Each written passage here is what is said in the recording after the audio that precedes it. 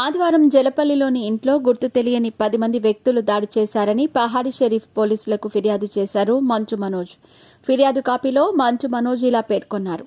మంచు ఫ్యామిలీలో మంటలు రేగుతున్నాయి. మంచు మనోజ్ గాయాలతో ఆసుపత్రిలో చేరటంతో అసలు విషయం బయటకు వచ్చింది. మంచు కుటుంబం వివాదం మరింత ముదిరిపోతోంది. తాజాగా మంచు మనోజ్ పై మోహన్ బాబు పోలీస్ స్టేషన్లో ఫిర్యాదు చేశారు. రాచకొండ పోలీస్ కమిషనర్ కు మోహన్ బాబు లేఖ రాశారు. తనకు మనోజ్ నుంచి ముప్పు ఉందని, రక్షణ కావాలని మోహన్ బాబు గారు పోలీసులను కోరారు.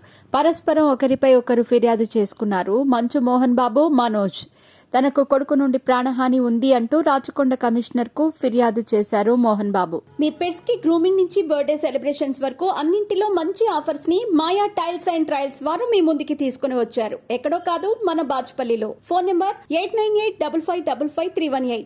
ఆదివారం జలపల్లిలోని ఇంట్లో గుర్తు తెలియని 10 మంది వ్యక్తులు దాడి చేశారని పహాడి షరీఫ్ పోలీసులకు ఫిర్యాదు చేశారు మనోజ్. ఫిర్యాదు కాపీలో మంచు మనోజ్ ఇలా పేర్కొన్నారు. నా భార్య పిల్లలపై నేను ఇంట్లో లేని సమయంలో 10 మంది కలిసి దాడికి పాల్పడ్డారు. నిన్న ఆదివారం ఉదయం 9 గంటలకు ఈ ఘటన జరిగింది. ముందుగా అనుకున్న షెడ్యూల్ ప్రకారం నిన్న ఉదయం షూటింగ్కి వెళ్లాల్సి ఉంది.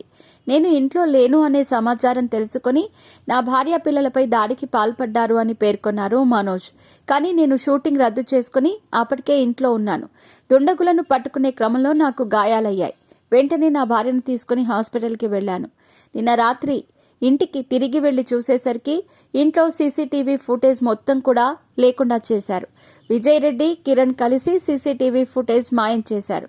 విషయాన్ని బయటకి రానివ్వకుండా విజయ్ రెడ్డి అడ్డుపడుతున్నారు. అసాంఘిక శక్తుల నుంచి నా కుటుంబాన్ని రక్షించండి, వారితో నాకు ప్రాణహాని ఉంది అంటూ మనోజ్ తన ఫిర్యాదులో తెలిపారు.